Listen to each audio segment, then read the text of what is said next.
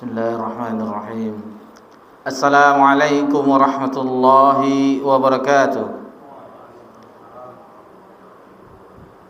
Alhamdulillah ala ihsanih wa syukru lahu ala taufiqi wa imtinanih. Asyhadu an la ilaha illallah wahdahu la syarika lah ta'zima li sya'nih wa asyhadu anna Muhammadan abduhu wa rasuluh ad-da'i ila ridwanih wa salatu wassalamu ala alihi wa ashabihi wa ikhwanih. Amma ba'd. Alhamdulillah, puji syukur kehadirat Allah Subhanahu wa taala atas segala limpahan nikmat yang tiada terhingga. Segala puji bagi Allah Subhanahu wa taala atas nikmat Islam. Segala puji bagi Allah Subhanahu wa taala atas nikmat iman. Segala puji bagi Allah Subhanahu wa taala atas nikmat sunnah. Segala puji bagi Allah Subhanahu wa taala atas nikmat kesehatan. Segala puji bagi Allah Subhanahu wa taala atas nikmat insyaallah kita akan memasuki bulan Ramadan. Salawat beriringkan salam kepada Nabi kita tercinta Nabi Muhammad sallallahu alaihi wasallam. Kita langsung saja melanjutkan pelajaran kita yang insyaallah di kesempatan yang berbahagia ini kita masuk ke bab yang baru, bab yang ke-30. Untuk itu mari kita sama-sama mendengarkan dari petugas yang membacakannya. Tafadhol. Bab 30 menisbatkan turunnya hujan kepada bintang. Muallif rahimahullah ta'ala melanjutkan bab di kitab Tauhid di bab yang ke-30, bab ma jaa fil istiqai bil anwa, yaitu masalah meminta hujan kepada bintang. Sebelum kita menjelaskan dalil-dalil yang dibawakan oleh muallif rahimahullah ta'ala, maka seperti biasa kita ingin mengetahui definisi-definisi pada bab ini. Maksud dari keterangan tentang bab ini yaitu ancaman. Ancaman bab ini menjelaskan ancaman bagi orang berkeyakinan atau menisbatkan turunnya hujan kepada bintang. Di sini muallif menyebutkan al-anwa. Al-anwa itu bentuk jamak. Adapun bentuk tunggalnya yaitu nau. Maksudnya manzilah tempat beredarnya bintang-bintang, tempat beredarnya. Itu maksud dari nau. Dijelaskan oleh Abu Sa'adat bahwasanya manzilah itu terdapat sebanyak 28 manzilah. Sebagaimana Allah Subhanahu wa taala menjelaskan dalam surah Yasin, ayat 39, wal qamara qaddarnahu manazil. Jadi di sini Allah menyebutkan dan telah kami tetapkan bagi bulan-bulan manzilah. Ada kedudukannya, tempat-tempatnya. Kan kalau di pertengahan bulan ada kedudukannya sempurna. Ada yang seperti pisang itu, bulan sabit dan segala macamnya. Ada bentuk-bentuknya. Ada yang baru muncul, ada yang akan tenggelam. Itu maksudnya dari manzilah tersebut yang sebanyak 28 tempat tadi. Dan itu orang-orang Arab dahulu menyangka bahwasanya hilangnya manzilah dan muncul penggantinya, yaitu pergantian bulan tersebut ditandai dengan turunnya hujan. Misalnya kita sekarang di bulan Sya'ban, nanti memasuki bulan Ramadan insyaallah itu ditandai dengan hujan. Itu keyakinan orang-orang Arab dahulu. Dan ini kita dengar dari orang-orang tua dahulu. Misalnya ada perbedaan penanggalan dari Kemenak, pemerintah, dengan misalnya salah satu ormas tahu-taunya ditetapkan lusanya jatuh, misalnya Syawal atau Ramadan, tahu-taunya di hari ini, di malam ini hujan. Lalu dikatakan oleh orang-orang tua dahulu yang kita sempat mendengarnya, sebenarnya ini cocoknya, betul kata ormas ini. Itu pernah kita dengarkan karena ditandai dengan hujan. Itu yang akan kita bahas pembahasan itu. Yang akan kita bahas pembahasan itu. Jadi perbedaan dengan bab yang sebelumnya, ma jaa fi tanjim, kalau yang pembahasan dahulu itu dikaitkan dengan ramalan dukun-dukun. Dan jelas ada pembagiannya, ilmu astrologi. Kalau seandainya keadaan kejadian bintang-bintang itu berpengaruh kepada bumi, itu yang termasuk syirkun akbar yang telah kita pelajari di pekan yang lalu. Tetapi kalau tidak ada kaitannya, itu tidak masalah, tidak mengapa. Adapun yang ini akan kita bahas bagaimana hukum-hukumnya. Tentunya akan diketahui apabila kita merinci permasalahannya. Seandainya berkeyakinan bahwasanya bintang itu ikut serta terhadap turunnya hujan, ini yang namanya syirkun akbar. Berarti dia ada persekutuan dengan bintang Allah Rabbul Alamin, dengan bintang untuk menurunkan hujan. Ini syirkun akbar. Adapun muncul dan tenggelamnya bintang tersebut merupakan ada pengaruhnya muncul dan tenggelamnya dengan bintang tertentu, maka itu syirkun asghar. Seperti orang yang dihukumi kufur nikmat. Apakah orang kufur nikmat keluar dari Islam? Kan tidak. Jadi kufur seperti wanita muslimah kufur terhadap suaminya. Sebagaimana di hadis yang kita ketahui, mengapa kaum wanita itu banyak masuk neraka? Karena mereka banyak kufur terhadap suaminya. Kalau ibu-ibu kaum muslimah marah, itu biasanya dia menyebutkan suami anak-anaknya tidak pernah berbuat baik sedikit pun, walaupun dia mendapatkan seribu kebaikan dari suaminya. Tetapi kalau marah, sekalipun dia tidak pernah berbuat baik pada itu ciri khas kaum wanita. Mungkin ibu-ibu kalau kita tanyakan bagaimananya, bukan ibu-ibu yang di sini, mungkin ibu-ibu yang tidak tahu. Kalau ibu-ibu yang belum mengaji itu, belum pernah dia berbuat baik, padahal sudah dibelikan semuanya. Sudah pergi, kalau di zaman sekarang, kalau kekinian sudah ke glowing atau segala macam, tidak masalah seandainya hasil dari pencerahan wajahnya untuk suami, bukan untuk publik, bukan untuk orang-orang, tetapi untuk suaminya.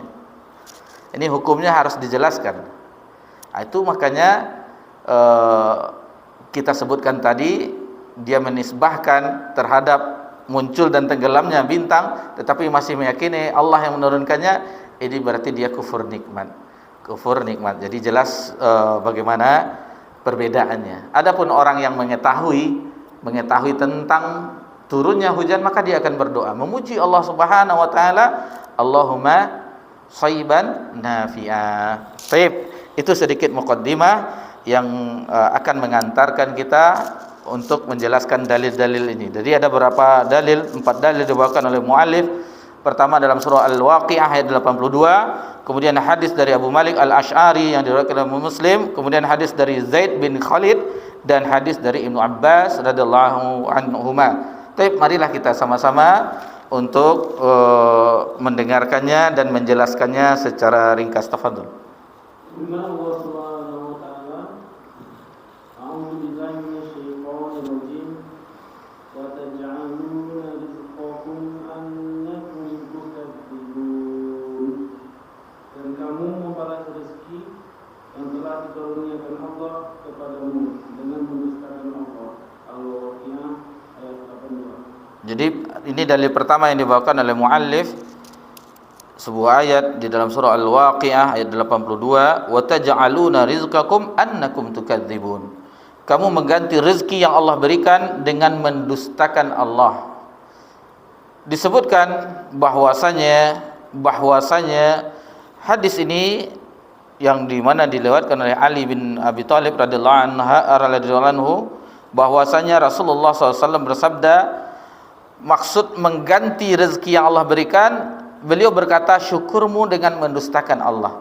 Syukurmu dengan mendustakan Allah, maksudnya kamu berkata hujan itu turun kepada kami karena nau ini, maksudnya bintang ini, bintang itu maksudnya.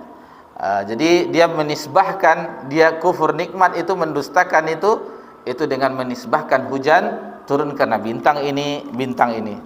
Kemudian Al-Imam Ibnu Qayyim rahimahullah berkata, maksudnya kamu menjadikan rezeki bagianmu ini yang kamu hidup dengannya dengan mengingkari nikmat yang sangat nikmat dari Allah, yaitu mengingkari Al-Quran. Itu maksud dari ayat ini yang dijelaskan oleh Al-Imam Ibnu Qayyim rahimallahu taala. Adapun Al-Hasan Al-Basri rahimallahu taala, dia menyebutkan maksud dari ayat ini yaitu kamu menjadikan bagianmu di Al-Qur'an sikap pengingkaran terhadapnya. Itu maksudnya, mengingkari Al-Qur'an.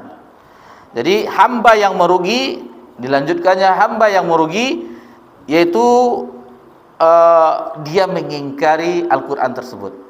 Dia mengingkari Al-Quran tersebut. Nah, ini secara ringkas bagaimana penafsiran dari ayat dalam surah Al-Waqi'ah ayat 82. Baik, lanjut ke hadis Abu Malik. Abu Malik Al-Asy'ari radhiyallahu anhu menuturkan bahwa Rasulullah sallallahu alaihi wasallam bersabda, "Arba'un fi ummati min amri jahiliyah la yatrukuha nahunna al-faqru bil ahsar wa ta'nu fil ansar wal istisqa'u bin nujum wa niyahatu ala mayyiti wa qal anna hiyahatu idza lam tatubu qabla mautiha tuqamu yawmal qiyamah وعليها سربل من وقير من jarab. 4 perkara yang terdapat pada umatku yang termasuk perbuatan jahiliyah yang tidak ditinggalkan oleh mereka, membanggakan kebesaran leluhur, mencela keturunan, menisbatkan keturunannya hujan pada bintang-bintang, dan meratapi orang mati. Lalu beliau bersabda, wanita yang meratapi orang mati apabila belum bertaubat sebelum meninggal akan dibangkitkan pada hari kiamat dan dikenakan kepadanya pakaian yang berlumuran dengan cairan tembaga serta mantel dari penyakit kulis. Hadis riwayat Muslim. Baik, hadis ini sahih, diriwayatkan oleh Muslim dalam sahihnya dari sahabat yang mulia Abu Malik, yaitu dia adalah Al-Haris bin Al-Haris Asy-Syami. Jadi beliau adalah Al-Haris bin Haris Asy-Syami yang kunyahnya Abu Malik Al-Asy'ari. Jadi dia adalah seorang sahabat Nabi sallallahu alaihi wasallam. Di sini disebutkan di dalam hadis ini, arba'un fi ummati min amril jahiliyati la yatrukuhun. 4 perkara terdapat pada umatku yang termasuk perbuatan jahiliyah yang tidak ditinggalkan oleh mereka. Jadi ada masalah-masalah perkara orang-orang jahiliyah yang masih dikerjakan oleh umat Nabi sallallahu alaihi wasallam. Ada kitab yang dikarang oleh muallif juga, sesama kitab Tauhid, di salah satu kitabnya ada yang menjelaskan tentang masalah-masalah jahiliyah, masail jahiliyah. Ada sekitar 120 masalah-masalah jahiliyah yang itu masih dikerjakan oleh umat Nabi sallallahu alaihi wasallam. Jadi masih terperangkap umat Nabi sallallahu alaihi wasallam dengan perkara-perkara jahiliyah. Adapun di hadis ini, dari hadis Abu Musa Al-Asy'ari radhiyallahu anhu, ini disebutkan 4 perkara jahiliyah yang masih dikerjakan oleh umat Nabi sallallahu alaihi wasallam. Dan ini disinggung oleh sebuah ayat di dalam Al-Qur'anul Karim dalam surah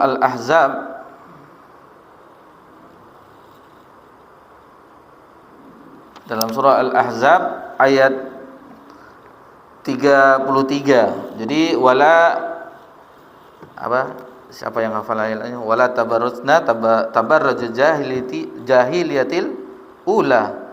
Janganlah kamu berhias, bertingkah laku, wala tabarrujna tabarrujul jahiliyatil ula.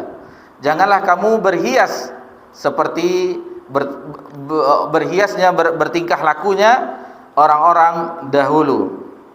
Jadi ini celaan terhadap tabarruj, berhias dalam kondisi bagaimana orang-orang jahiliyah berhias. Jadi orang-orang ini terkhusus orang muslimah, kaum muslimah, jangan mereka tabarruj, berhias bukan untuk selain suaminya. Itu tidak boleh di dalam agama kita. Jadi kaum muslimah itu berhiasnya untuk suaminya, Boleh dia ke salon, boleh dia untuk memperindah, macam-macam lah apa yang dilakukan oleh wanita, maka itu diperbolehkan asalkan untuk suaminya, jangan untuk laki-laki yang lain. Dan seorang suami harus pengertian, seandainya seorang wanita mempercantik, pergi ke macam-macam lah, lulur atau glowing atau segala macam, seandainya itu diinginkan juga tidak masalah, asalkan mau memberi biayanya, itu tidak masalah. Itu tidak masalah kalau sanggup, karena biayanya lumayan mahal. Kalau kita tanyakan, lumayan mahal biayanya. Tetapi kalau seandainya itu untuk suaminya, itu lebih baik, termasuk ibadah. Tetapi kebanyakan yang dilakukan oleh muslimah itu bukan untuk suaminya, tapi dia keluar rumah memperlihatkan kecantikannya, perhiasannya untuk laki-laki yang lain. Wal'iyazubillah, inilah musibah itu tidak bisa dibendung lagi. Di zaman kita hidup ini, di era media sosial, itu semuanya wajah perempuan terlihat sangatlah mudah sekali. Seperti tidak ada sesuatu di dalam, misalnya kita menggerakkan jari jemari kita, tidak menemukan wajah perempuan. Jadi ini adalah musibah di antara musibah-musibah yang tidak bisa dibendung lagi. Jadi sangatlah langka, berbahagialah seorang muslimah yang mau menjaga, menutup auratnya secara sempurna. Dan adapun untuk hijab yang paling sempurna untuk kaum muslimah adalah rumahnya. Waqarna fi buyutikun, hendaklah kamu tetap di rumahmu. Itu hijab yang paling sempurna bagi wanita muslimah. Taib. Di sini disebutkan di antara 4 perkara yang masih dilakukan oleh umat Nabi sallallahu alaihi wasallam, perkara jahiliyah, al-fakhru bil ahsab, yaitu membanggakan kebesaran leluhur. Jadi maksudnya dengan keluarga ningrat, keluarga ini darah biru dan segala macamnya, atau di zaman-zaman orang agama yang lain ada kasta-kastanya, kasta Arya ini segala macamnya. Adapun di dalam agama Islam itu tidak ada. Karena jelas dalilnya dalam surah Al-Hujurat, inna akramakum indallah atqakum, sesungguhnya yang paling mulia di sisi Allah Subhanahu wa taala adalah orang yang bertakwa di antaramu. Jadi itu bayangkan, di Islam itulah yang paling mulia adalah orang yang paling bertakwa. Di dalam hadis disebutkan bahwasannya sesungguhnya Allah tidak melihat dalam bentuk rupa atau harta seseorang, akan tetapi melihat dari hati dan amalannya. Taib. Ini yang sering salah satu ayat, salah satu perkara jahiliyah yang masih dikerjakan oleh umat Nabi sallallahu alaihi wasallam, yaitu membanggakan kebesaran leluhur. Keluarga, kalau di Melayu agak terhormat apa? Wan biasanya ya, Wan Melayu. Kalau kita di Minang, wah itu keturunan Datuk, itu keturunan begini, masih. Di Jawa keturunan Ningrat, Kraton atau segala macamnya, Raden Ajeng dan macam-macam. Jadi ini tidak ada di dalam agama kita. Semuanya sama di mata Allah, yang membedakannya adalah ketakwaannya. Taib. Kemudian wa ta'nu fil ansab. Maksudnya mencela keturunannya itu menghina dan mencela nasab. Ada suatu kejadian di zaman sahabat ketika Abu Dzar radhiyallahu anhu mencela seorang laki-laki oleh sebab ibunya. Jadi ada juga namanya manusia, sahabat itu ada juga bersalah.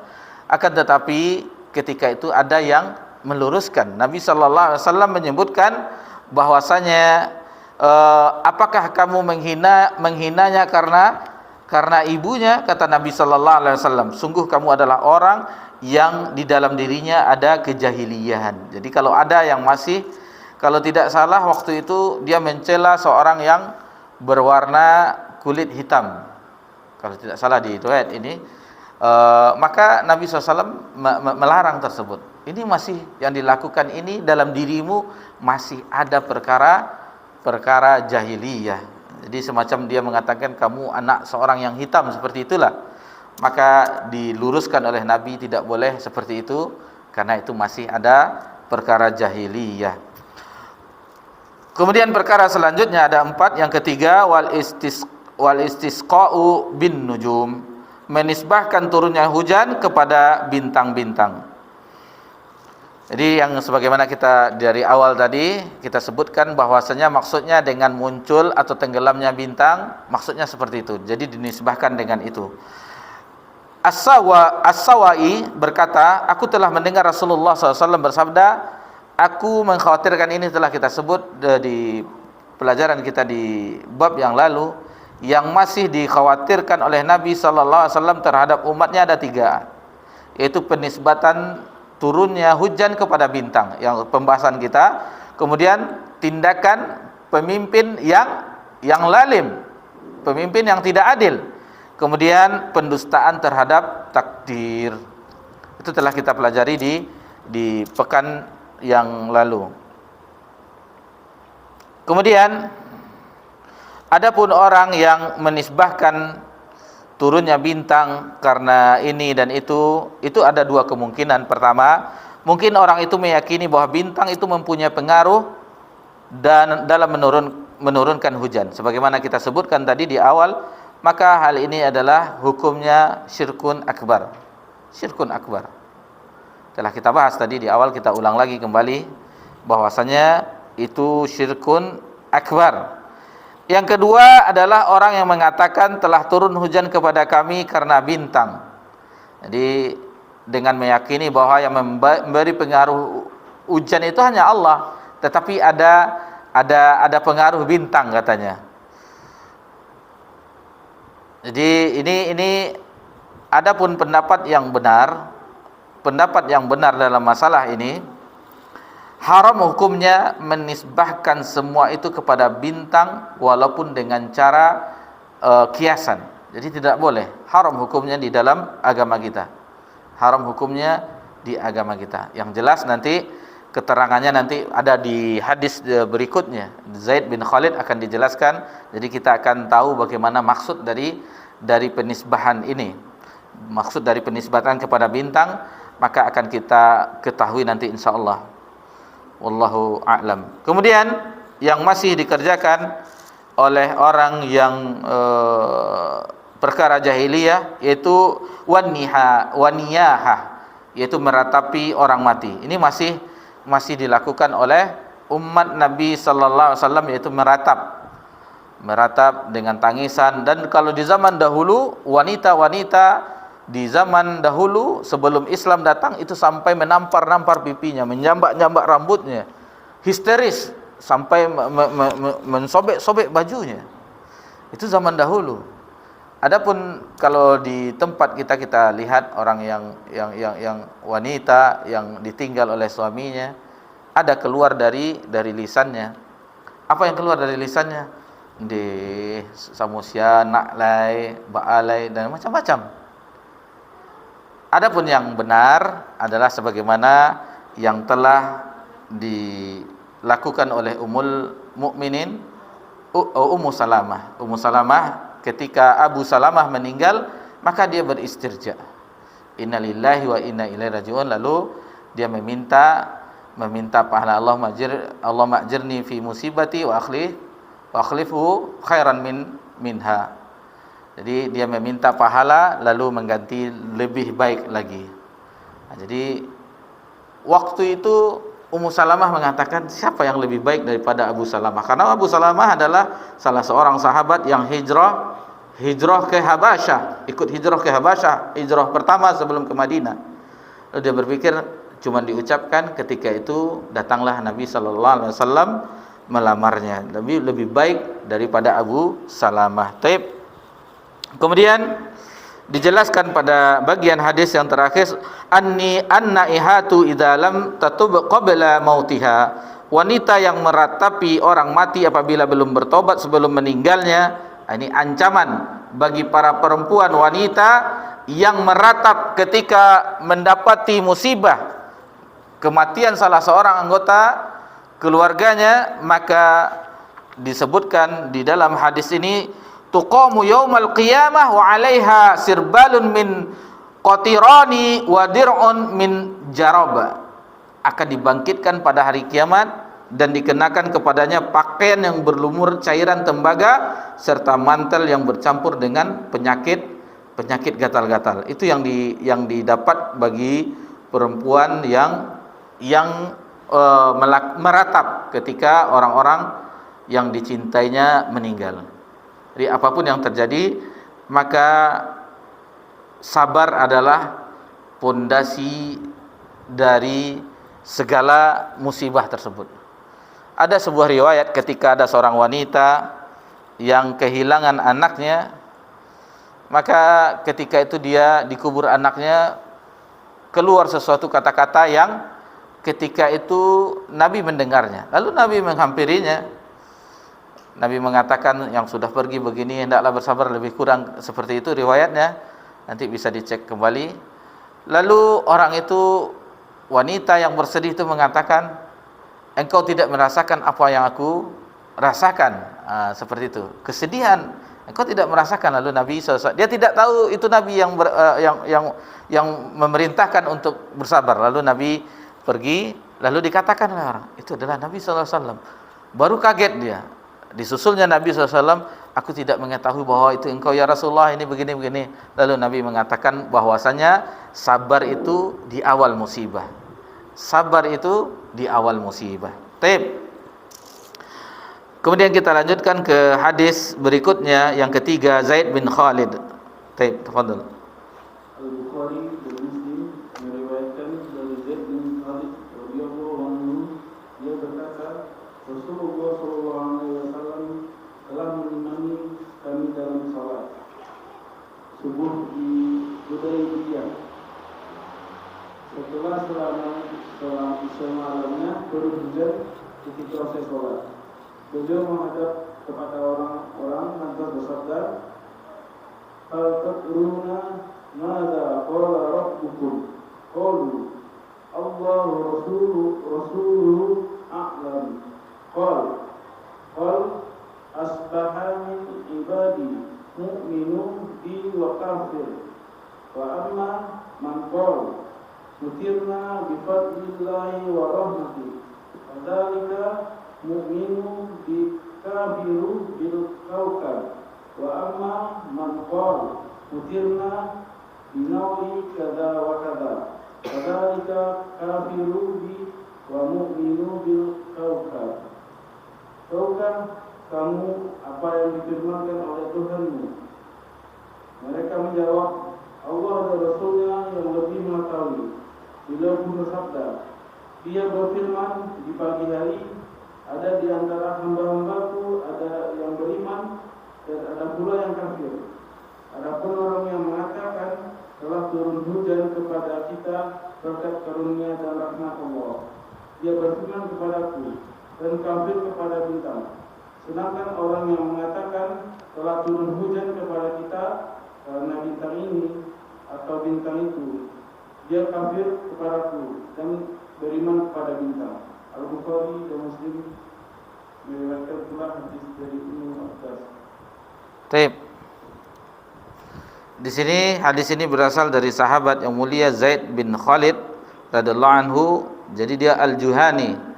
Al-Juhani seorang sahabat yang wafat tahun 68 Hijriah.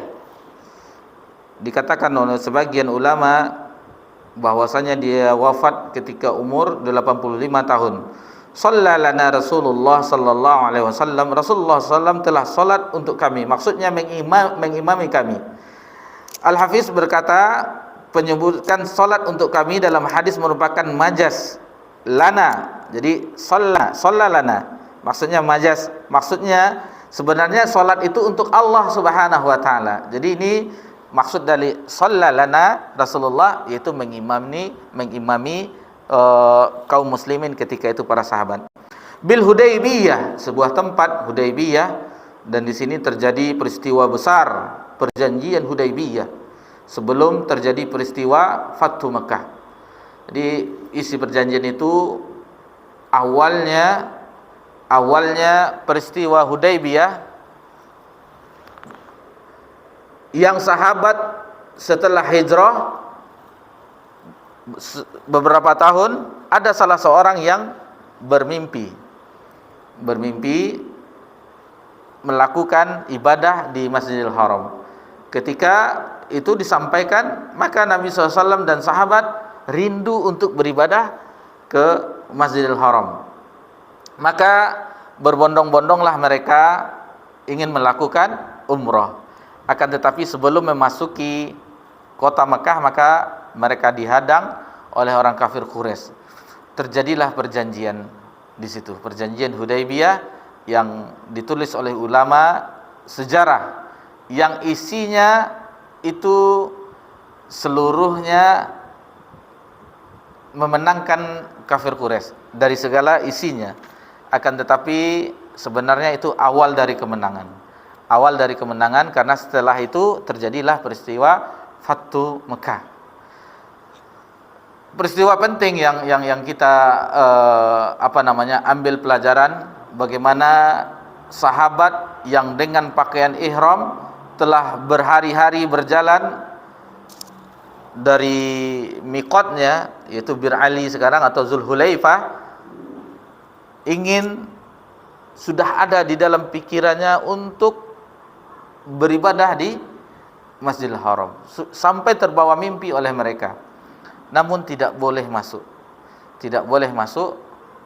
Ketika mereka ada di tenda-tenda, di kemah-kemah, maka Nabi sallallahu alaihi wasallam memerintahkan agar bertahallul, mencukur rambut, mengganti pakaian ihram dengan pakaian biasa.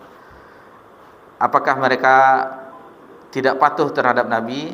Ini dijelaskan oleh ulama bahwasanya di dalam jiwa mereka ada kekecewaan, kerinduan untuk bisa beribadah umrah, kemudian dengan semangat perjalanan yang berhari-hari dari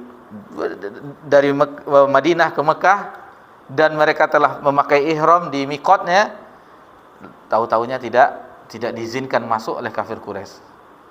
Jadi kata ulama, itu bukan karena tidak patuh kepada Nabi SAW, tetapi mereka masih berat tidak menerima kenyataan. Apalagi poin-poin dari perjanjian Hudaybiyah itu semuanya tidak memenangkan kaum muslimin. Sampai Umar bertanya kepada Nabi SAW, bukankah kita berada dalam kebenaran? Bukankah engkau Rasulullah? Lalu Nabi mengatakan, iya, tetapi tidak puas Umar. Pergi juga ke Abu Bakar agar mendapatkan keterangan yang jelas. Abu Bakar menjawab sebagaimana persis Nabi SAW menjawab. Namun kemudian harinya diberikan kemenangan dengan peristiwa Fathu Mekah. Ketika Nabi SAW masuk ke salah satu tenda, ada istrinya Ummu Salamah ketika itu, dan Ummu Salamah memberi saran, engkau keluar ya Rasulullah, jangan berkata-kata tetapi bertahalullah.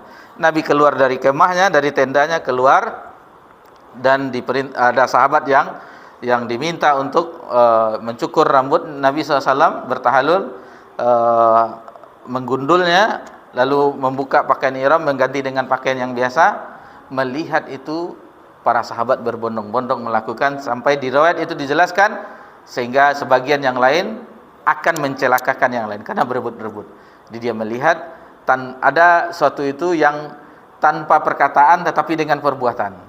Melihat Nabi melakukan itu, maka mereka berbondong-bondong melakukan tahallul. Ala itri sama'in kanat minal lail, setelah semalam turun hujan. Jadi disebutkan sama'in, langit. Falamma in sarafa, ketika selesai salat, maksudnya Nabi SAW selesai salat, kebiasaan Nabi memutar badannya menghadap kepada para sahabat ketika itu. Hal tadrun, tahukah kamu? Qalu Allahu wa rasuluhu a'lam.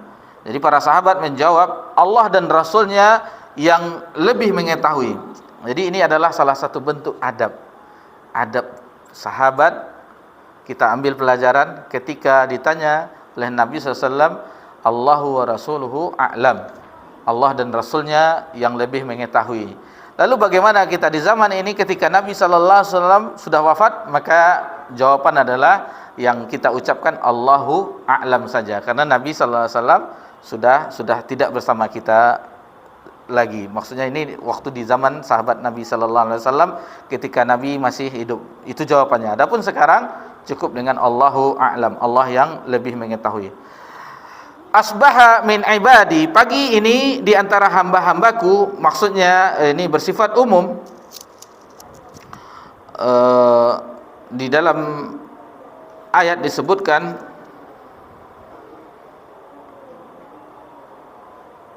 apa tuh? Min dalam surah At-Taghabun ayat 2. Ini untuk menguatkan penjelasannya. Jadi sebenarnya banyak dibawakan dalil-dalil oleh pensyarahnya. Cuma kita untuk menghemat waktu, yang penting kita mengetahui dalilnya. Ayat 2 apa? 6. Kafirun. Jadi itu maksudnya dialah yang menciptakan kamu, maka diantaranya ada yang kafir dan diantaranya ada yang beriman. Ini maksudnya mukminun bi wa kafir, ada yang beriman dan ada pula yang kafir sebagaimana dijelaskan di dalam hadis ini. Fa amma man qala mutirna bi fadlillahi wa rahmatih, adapun orang yang mengatakan telah turun hujan kepada kita berkat karunia dan rahmat Allah Subhanahu wa taala, maka dia itu adalah orang yang beriman. Wa amma man qal muntirna binau kadza wa kadza fadzalika kafirun bi mu'minin bil kawakib. Sedangkan orang yang mengatakan telah turun hujan kepada kita karena bintang ini dan bintang itu, dia kafir kepadaku, maksudnya kepada Allah Subhanahu wa taala, dan beriman kepada bintang-bintang. Jadi ini telah kita ketahui dari penjelasan hadis sebelumnya, dari hadis Abu Musa tadi ya. Maka jelaslah bagi kita maksud dari penjelasan hadis sebelumnya, itu orang yang menisbahkan bahwa seandainya dia meyakini bahwa air hujan itu turun karena karunia Allah, rahmat dari Allah Subhanahu wa taala, maka itulah orang yang beriman. Namun apabila menisbahkan dengan nau kadza wa kadza, dengan berubahnya bintang ini, peredaran bintang itu, maka dia telah kafir kepada Allah Subhanahu wa taala. Sebagaimana kita sebutkan tadi, itu kufur nikmat. Harus ada penjelasan yang jelas, jangan dihukumi kafir yang mengeluarkan dari Islam. Kufur nikmat tidak mengeluarkan orang dari Islam. Sebagaimana kita sebutkan tadi, kufurnya seorang istri terhadap suaminya, maka itu tidak mengeluarkannya dari Islam. Harus ditegakkan. Itu makanya ada orang yang ekstrim dengan firman Allah. Ada 3 kali disebutkan di dalam surah Al-Maidah, wa man lam yahkum bima anzalallah faulaika humul kafirun, kemudian zalimun, kemudian fasikun, maka orang yang mengambil pengertian itu maka dihukuminya lah kafir. Ini yang ekstrim, takfiri, orang yang mengkafirkan. Adapun Ibnu Abbas menafsirkan ayat itu kufrun biduna kufrin, yaitu kafir yang tidak membuat kafir yang mengeluarkan dari Islam.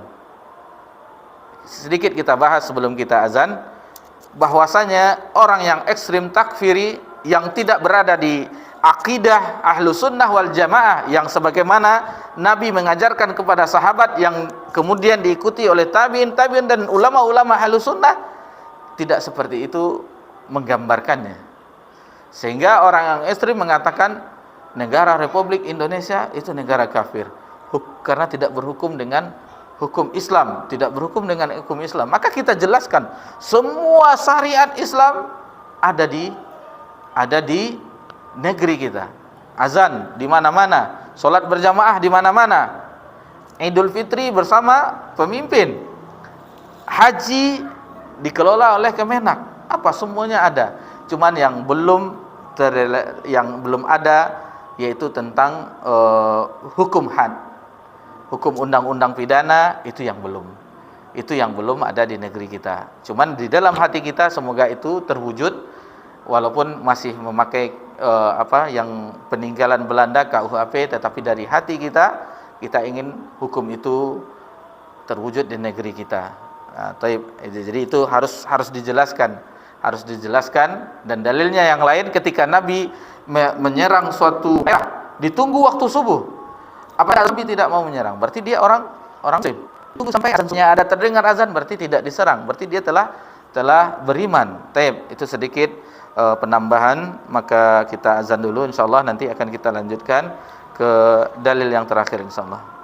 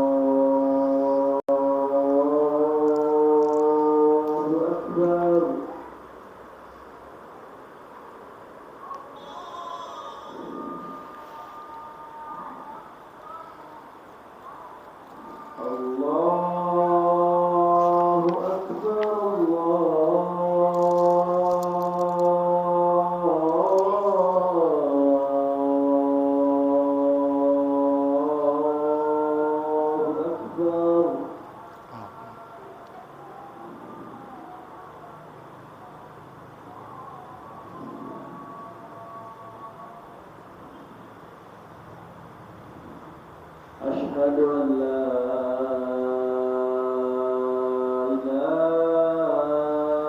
ilaha illallah.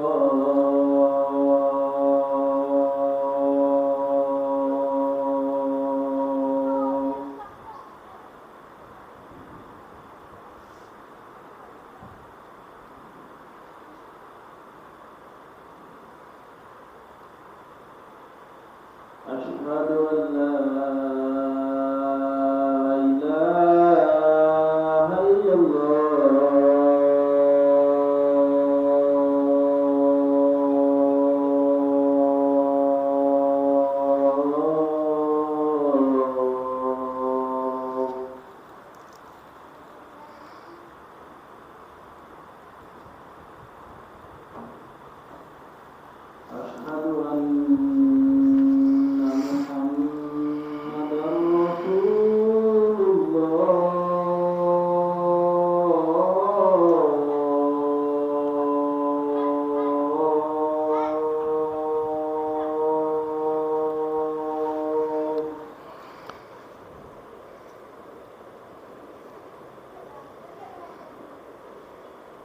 Asyhadu anna Muhammadar Rasulullah.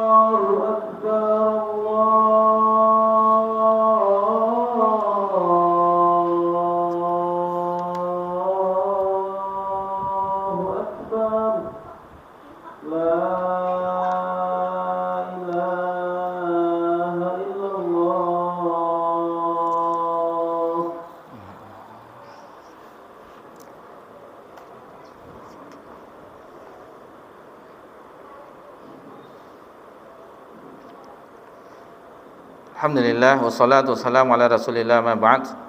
Taib, itu dalil yang ketiga yang dibawakan oleh muallif pada bab ini, bab yang ke-30.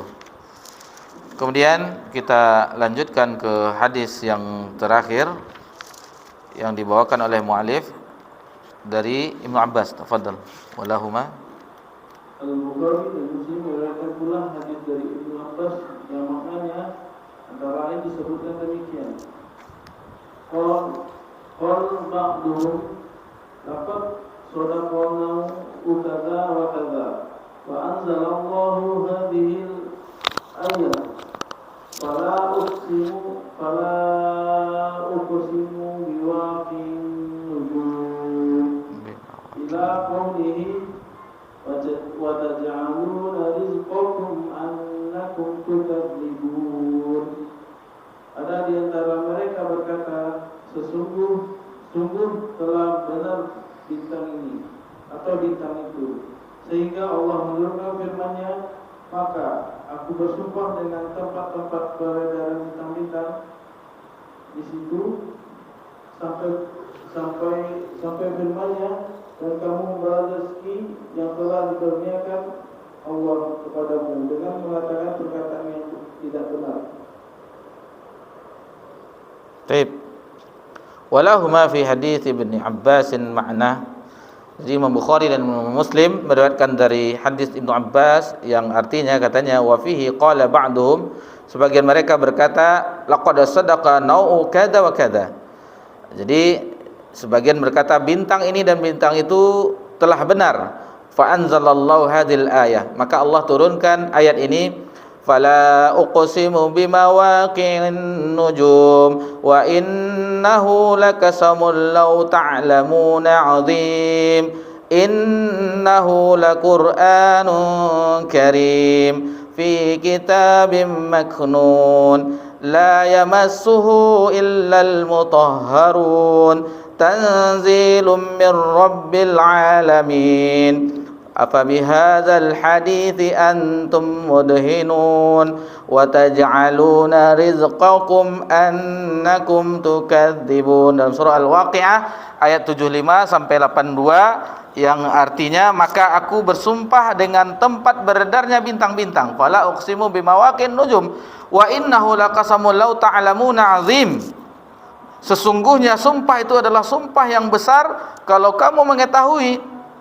Innahu laqur'anun karim, sesungguhnya Al-Qur'an ini adalah bacaan yang sangat mulia, fi kitabim maknun, pada kitab yang terpelihara, la yamassuhu illal mutahharun, dan tidak menyentuhnya kecuali hamba-hamba yang disucikan, tanzilu mir rabbil alamin, yang diturunkan dari Rabb semesta alam.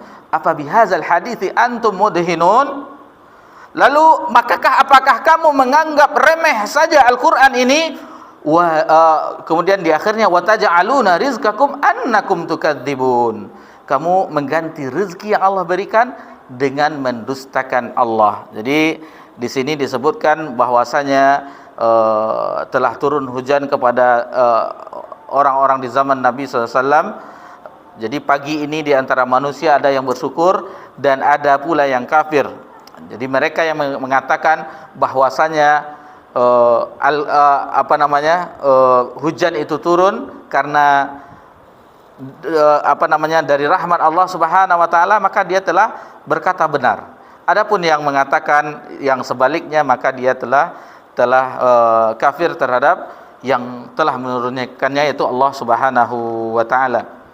Kemudian disebutkan di sini oleh Ibnu Abbas tentang ayat yang kita bacakan tadi, yaitu tentang Ibnu Abbas mengatakan ayat Al-Quran itu turun secara keseluruhan di malam Lailatul Qadar.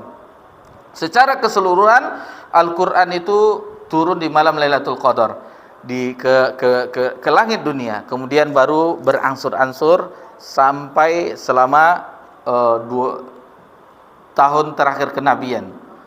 Selama lebih kurang 23 tahun berangsur-angsur sesuai dengan kebutuhan. Misalnya ada yang bertanya ini, ada yang bertanya itu, maka turunlah ada hukum ini, ada hukum itu, maka turunlah ayat yang menjelaskan. Misalnya yas'alunaka 'anil anfal, ada yang bertanya tentang al-anfal. Kemudian yas'alunaka 'anil mahid, ada yang bertanya yas'alunaka 'anir ruh, kan ada. Lalu dijelaskan turun firman Allah Subhanahu wa taala. Kemudian Mujahid berkata, tempat-tempat bintang adalah tempat muncul dan terbenamnya. Lalu bagaimana ini di interaksi, maksudnya menggabungkan. Yang ini disebutkan tentang tempat muncul dan tenggelamnya bintang-bintang, manzilah-manzilah tadi. Lalu dihubungkan dengan ayat ini, apa maksudnya? Dijelaskan oleh Imam Ibnu Qayyim rahimahullah taala, Allah menciptakan bintang-bintang. Ini menjemput pelajaran kita yang di pekan yang lalu. Allah menciptakan bintang-bintang sebagai sebagai tanda dan petunjuk dalam kegelapan di darat dan di laut. Ayat-ayat Al-Quran sebagai tanda petunjuk dalam kegelapan, kesesatan atau kejahilan. Bintang sebagai petunjuk dalam kegelapan yang bersifat lahiriah. Adapun Al-Quran sebagai petunjuk dalam kegelapan yang bersifat batiniyah. Maka dipertemukanlah antara dua petunjuk tersebut. Bintang merupakan hiasan lahir dan Al-Quran sebagai hiasan batin. Bintang adalah pelempar setan dan Al-Quran adalah alat pelempar setan yang berupa jin dan manusia. Bintang-bintang adalah tanda-tanda kekuasaan Allah yang dapat disaksikan oleh mata, dan Al-Quran adalah tanda-tanda kekuasaan Allah yang dibaca dan didengar dan diamalkan. Tempat-tempat terbenamnya bintang-bintang adalah renungan dan pembuktian atas ayat-ayat Al-Quran dan tempat diturunkannya. Perkataan ini adalah perkataan Imam Qayyim bagaimana menggabungkan antara bintang-bintang yang sebagai petunjuk, sebagai hiasan langit, pelempar setan, begitu juga dengan Al-Quranul Karim. Di sini wa innahu lakasamu law ta'lamuna azim. Di ayat selanjutnya, sesungguhnya sumpah itu adalah sumpah yang besar kalau kamu mengetahui. Disebutkan oleh Hafiz Ibnu Katsir, maksudnya sesungguhnya sumpah ini yang aku bersumpah dengannya. Jadi Allah Subhanahu wa taala bersumpah, fala uqsimu bimawaqi'in nujum. Jadi Allah bersumpah dengan makhluknya, dan itu khusus bagi Allah. Allah sesuai dengan apa yang dikerjakannya, berbeda dengan kita. Nanti ada insyaallah pada bab ini tidak boleh bersumpah kepada selain Allah untuk hamba Allah. Adapun Allah Subhanahu wa taala, Allah bersumpah dengan makhluknya tidak apa-apa. Wal fajr wad duha itu wal ashr itu terserah Allah Subhanahu wa taala. Itu Allah bersumpah dengan makhluknya, itu menandakan bahwa makhluknya itu ada kemuliaan di situ. Jadi Allah bersumpah dengan tempat beredarnya bintang-bintang. Lalu di sini jelaskan wa innahu laqasamun law ta'lamuna azim. Ini adalah sumpah yang besar, kata Al-Hafiz Ibnu Katsir. Seandainya kamu mengetahui kebesaran, tentu kamu akan mengagungkan Allah yang melakukan sumpah di atas Al-Quran tersebut. Innahu laqur'anun karim. Sesungguhnya ialah Quran bacaan mulia lagi indah. Ini dia, innahu laqur'anun karim. Al-Quran itu bacaan mulia lagi indah. Lagi indah. Al-Imam Ibnu Qayyim jadi dipertegas lagi, wahyu Allah itu diturunkannya tidak seperti perkataan-perkataan orang sihir, ramalan atau yang lainnya. Ilmu Qayyim menjelaskan sifat yang diberikan Allah kepada Al-Quran mencakup keindahan, kebaikan, kemanfaatan dan keagungannya. Karena Al-Karim adalah yang indah, yang penuh kebaikan, lagi agung faedahnya, dan itu adalah puncak dari segala kebaikan dan kemuliaan. Jadi Allah Subhanahu wa taala memberi sifat pada dirinya. Dari Allah ada juga sifatnya Al-Karim. Begitu juga dia memberi sifat firman-Nya di arasnya sesuatu yang banyak kebaikan dan indah pemandangnya dari jenis tumbuh-tumbuhan dan yang lainnya. Jadi ulama dahulu menafsirkan Al-Karim di sini innahu laqur'anul karim, yaitu maksudnya Al-Hasan, yaitu baik. Baik. Jadi adapun Al-Hazari kata Al-Karim adalah sebutan untuk segala sesuatu yang dipuji. Allah Ta'ala adalah yang karim, yang maha karim, yang maha bagus perbuatannya. Sesungguhnya Al-Quran adalah sesuatu yang karim dan terpuji, karena di dalamnya ada petunjuk, ada keterangan, ilmu dan hikmah. Kemudian di ayat selanjutnya, fi kitabim maknun, fi kitabim maknun, pada kitab yang terpelihara, maksudnya di lauh mahfuz. Di kitab itu yang di Lauh Mahfuz diagungkan, terjaga, tersimpan. Ada di ayat yang lain disebutkan juga semakna dalam surah Abasa ayat 13 sampai 16. Itu disebutkan oleh Allah Subhanahu wa taala fi suhufin mukarramah marfu'atin mutahharah bi aidi safara kiramim bararah. Jadi di sini disebutkan di dalam kitab-kitab yang dimuliakan, yang ditinggikan lagi disucikan di tangan para penulis, yaitu malaikat yang mulia lagi berbakti. Adapun di ayat ini disebut la yamassuhu illal mutahharun, tidak menyentuhnya kecuali hamba-hamba yang disucikan. La yamassuhu illal mutahharun, Ibnu Abbas mengatakan bahwa tidak menyentuhnya kecuali hamba-hamba yang disucikan, yaitu kitab yang ada di langit. Yang di langit itu tidak bisa yang menyentuhnya kecuali malaikat. Adapun bagi umat Nabi Muhammad SAW, maka sebaiknya adab untuk Al-Quran yaitu dalam keadaan suci, dalam keadaan bersuci, tanpa hadas besar dan tanpa hadas kecil. Ini banyak penjelasan yang sangat luar biasa dijelaskan oleh ulama di sini, banyak penjelasannya, masya Allah. Cuman kita ambil saja Ibnu Katsir, dia pendapat yang bagus dan tidak keluar dari Al-Bukhari, berkata dalam sahihnya tentang ayat ini, tidak dapat merasakan lezatnya Al-Quran kecuali orang-orang yang mengimaninya. Dijelaskan oleh Al-Imam Bukhari ketika menjelaskan ayat ini, orang yang mendapatkan kelezatan Al-Quran itu adalah hanya orang-orang yang beriman. Tanzilu min Rabbil Alamin, diturunkan dari Rabb semesta alam. Ibnu Katsir berkata, Al-Quran ini diturunkan dari Rabb semesta alam, bukan seperti yang mereka katakan. Yaitu apa yang mereka katakan, orang kafir Quraisy mengatakan bahwa itu sihir atau ramalan atau syair. Akan tetapi Al-Quran itu adalah kebenaran yang tidak ada keraguan di dalamnya. La raiba fi, zalikal kitabul la raiba fi, hudal lil muttaqin, dan tidak ada setelahnya kebenaran yang bermanfaat. Jadi ayat ini mengandung dalil bahwa firman Allah dan dia berfirman dengannya. Jadi masih banyak penjelasan para ulama. Namun di sini ada ungkapan yang indah dari Al-Imam Ibnu Qayyim rahimahullah taala. Al-Quran yang diturunkan itu disebutkan dan dinisbahkan kepada Allah Rabb semesta alam, menunjukkan bahwa dialah yang memilikinya.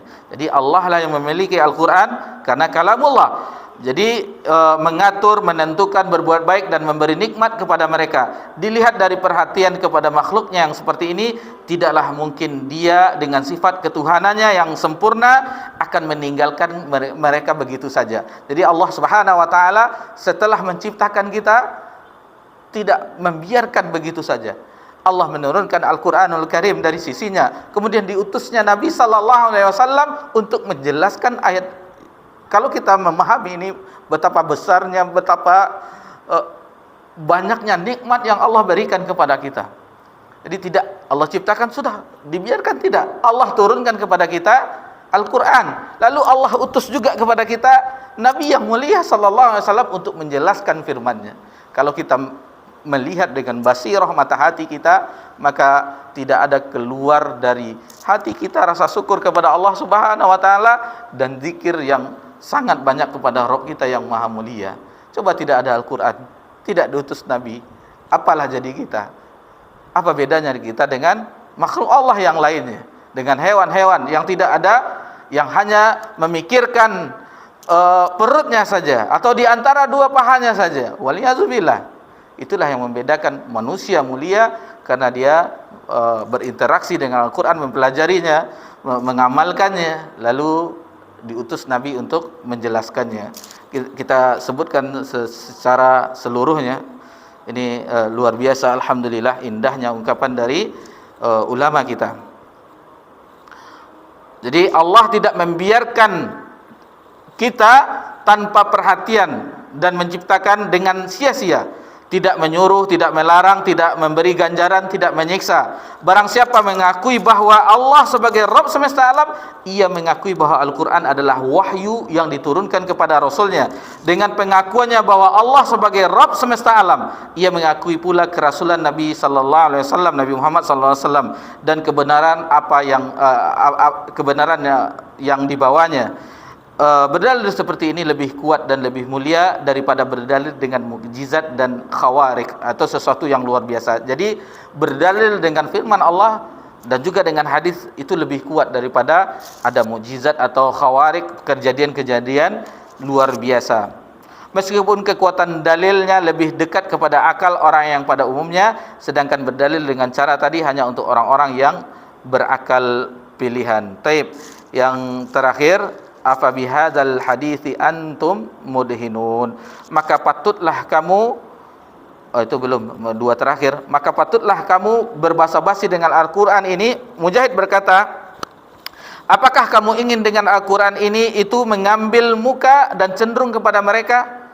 Al-Imam Al-Qayyim menjelaskan maksudnya, kemudian Allah mencela mereka karena mereka meletakkan basa-basi bukan pada tempatnya. Mereka berbasa-basi dalam suatu hal yang seharusnya didakwahkan dengan tegas, dijadikan alat penjelas kebenaran, dipegang dengan kuat, hati ditempatkan padanya, perang dan damai dilakukan karenanya. Tidak sepatutnya berpaling ke kanan ke kiri, membuang muka darinya. Tidak selayaknya hati menoleh ke selainnya, maupun berhakim kepada yang lainnya, ataupun berhujjah melawan musuh dengan selainnya. Juga tidak semestinya mencari petunjuk dalam mengejar harapan tinggi kecuali melalui cahayanya, atau mencari kesembuhan batin melalui lainnya. Ia adalah ruh jagat raya. Masya Allah, luar biasa. Allahu Akbar. Al-Quran itu adalah ruhnya jagat raya ini. Seandainya Al-Quran itu tidak diturunkan, ini semuanya tidak apa-apanya jagat raya ini. Bersinarnya cahaya Allah, cahaya ilahi dengan diturunkannya Al-Quran. Ia adalah kehidupan alam. Luar biasa, Masya Allah, ungkapan yang sangat indah. Al-Quran itu adalah kehidupan alam. Seandainya tidak ada Al-Quran, alam ini mati. Tidak ada cahaya bagi alam ini. Porosnya kebahagiaan. Al-Quran itu adalah porosnya kebahagiaan, penuntun keberuntungan. Orang yang beruntung dengan Al-Quranul Karim, jalan keselamatan, jalan kebenaran, dan cahaya basirah. Jadi kita bukan melihat dengan mata kita, tetapi dengan mata hati basirah kita. Itu akan merasakan bagaimana lezatnya firman Allah Subhanahu wa taala, nikmatnya firman Allah Subhanahu wa taala. Jadi adapun kebenaran Al-Quran, pada akhirnya ini sebenarnya masih panjang ungkapan, jadi kita cukupkan saja di ini bagian. Adapun kebenaran Al-Quran yang segala kebenaran tegak karenanya, tidaklah sepatutnya dilakukan basa-basi dengannya. Jadi tidak ada basa-basi dengan Al-Quran ini, sebagaimana dijelaskan oleh Al-Imam Ibnu Qayyim yang baru saja kita dengarkan bersama-sama.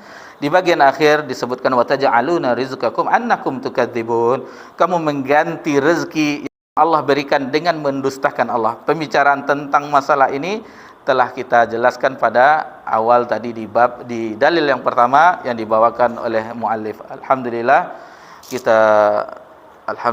bi ni'matihi tatimmus salihah. Kita selesaikan pelajaran kita di bab yang ke-30 di malam yang berbahagia ini. Bagaimana kita memuji Allah Subhanahu wa taala dengan bimbingannya, langkahnya, kemurahan darinya, kita bisa melangkahkan kaki di tempat ini untuk bersama-sama mempelajari agama Allah Subhanahu wa taala. Kalaulah tidak Allah yang mendorong, maka tidak mungkin kita sanggup ke sini. Tidak mungkin kita sanggup ke sini dengan rintangan. Kalau dikatakan bagaimana? Pernah kita cuma berdua di sini. Pernah berdua di sini, dan alhamdulillah saudara kita sudah ke luar negeri hanya berdua. Akhirnya datang Fikri untuk meliput bertiga jadi.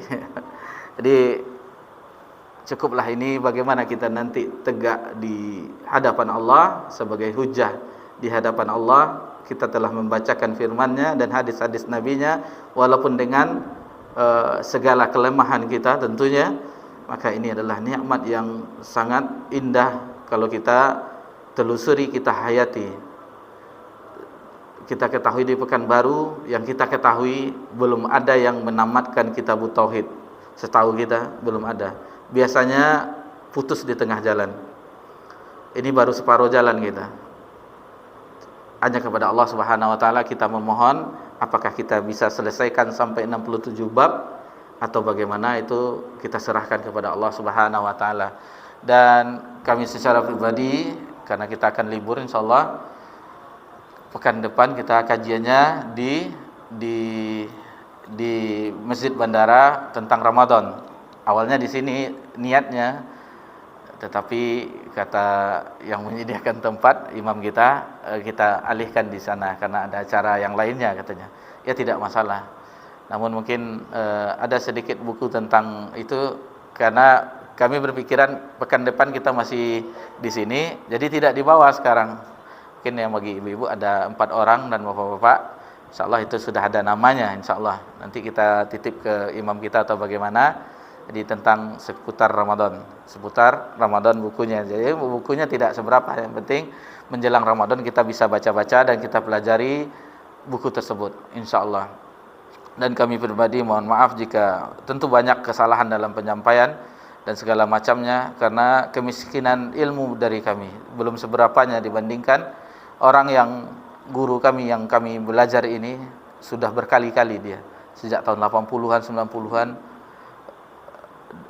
Adapun usul salasah sudah puluhan kali dia mengajarkan kepada jamaah, sementara kami baru mulai merintisnya. Mungkin nanti insyaallah ada kajian di tempat lain, kita akan buka lagi, mungkin di tempat-tempat yang lain Allah bukakan pintu untuk bisa menyampaikan firman Allah dan hadis Nabi, kita akan pelajari. Ini kalau kita runut akan nampak nikmat suatu kitab tersebut, akan nampak nikmatnya. Namun kalau kita tidak menghayatinya, ya ini maksudnya menjauhi syirik, tauhid, tapi kita tidak mengetahui apa yang diungkapkan oleh ulama-ulama di dalam menjelaskan bab-bab ini, akan terasa indah agama kita. Dan kita bersyukur Allah menjadikan hidayah Islam itu, dan Allah bagaimana nikmatnya cahaya dunia berupa Al-Quranul Karim dan Nabi sallallahu alaihi wasallam diutus kepada kita. Alangkah berbahagianya kita yang ingin maksudnya yang diberi hidayah beriman kepada yang telah Allah turunkan dan telah Allah utus. Itulah jalan keselamatan, jalan kebahagiaan yang akan menghubungkan seorang hamba terhadap Rabb-Nya. Tidak ada tali yang kokoh untuk menjalin hubungan seorang hamba kepada Rabb-Nya melainkan Al-Qur'anul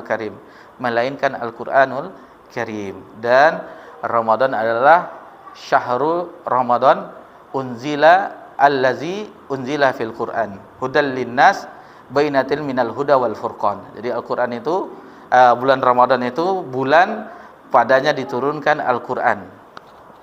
Diturunkan Al-Qur'an sebagai penjelasan mana yang petunjuk dan mana yang pembeda antara yang hak dengan yang batil di dalam bulan Ramadan. Tentunya bulan Ramadan yang tidak berapa lama, insyaallah kita akan mempelajari tentang sekitar bulan Ramadan di Selasa yang akan datang di Masjid Bandara insyaallah. Kami secara pribadi mengucapkan jazakumullah khaira yang telah bersedia kita bersama-sama mempelajari kitab ini. Insyaallah akan kita lanjutkan kembali di bulan Syawal insyaallah. Taib, subhanakallahumma hamdika asyhadu an la ilaha illa anta astaghfiruka wa atubu ilaik. Wassalamu ala nabi Muhammad sallallahu alaihi wasallam. Oh ya, sebelum di akhir ada kandungannya. Ada. Fadal. Kandungan bab ini. 1.